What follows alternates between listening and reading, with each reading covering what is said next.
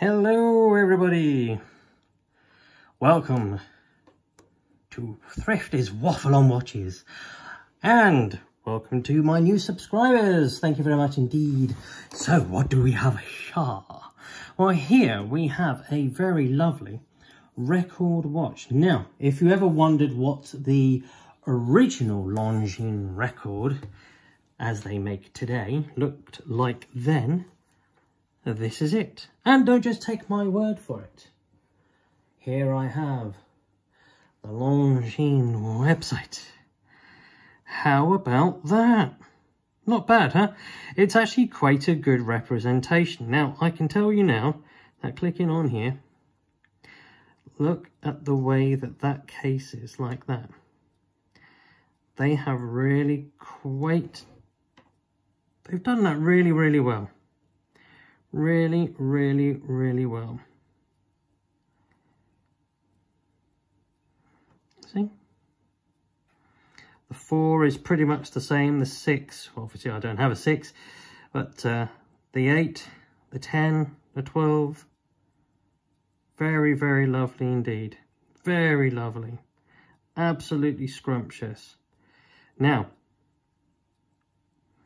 if we look closely with any luck, you should be able to see, even on the lugs, look, see? On the original lugs?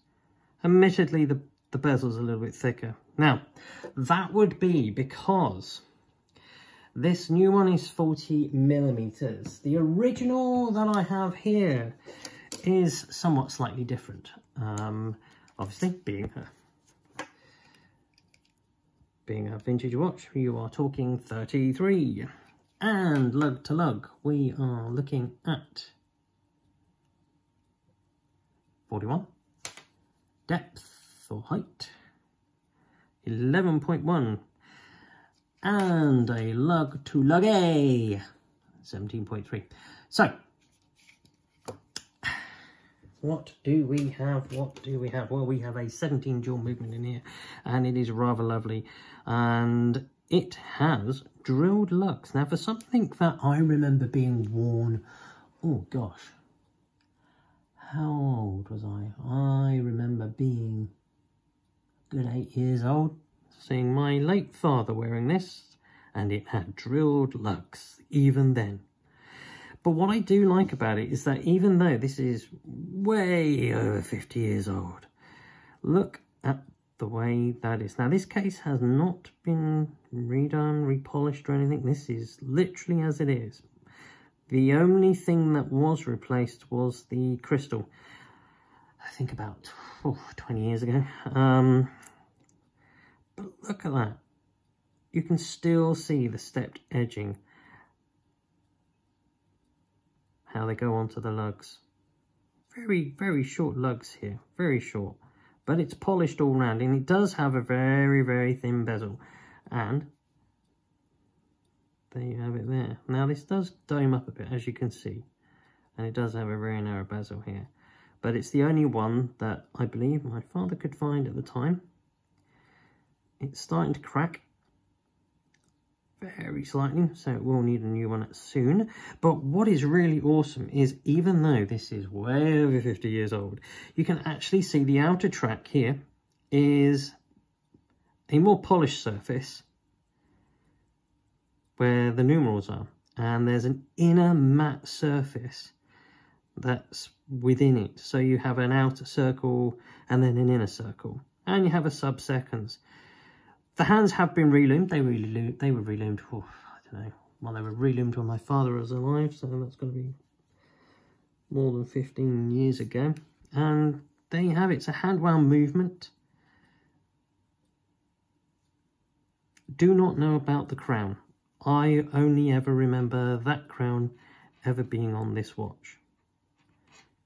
But it is fantastic. No longer waterproof, no longer water resistant, but it's not meant to be. It's an old watch. So there you have it. Gold hands, gold numerals. What would have been an opaline dial with a slightly different inner track. Oh, you can see it beautifully there. Let's look at that. For a watch that's over 50 years old. If you find one, Try one on. You'll be amazed. Now on my 17cm wrist, even though this is 17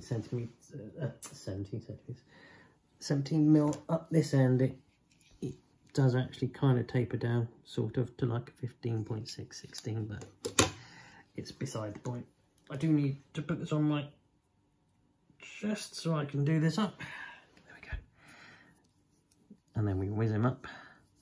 So on my 17cm wrist, what does a 34mm watch look like with those sort of dimensions?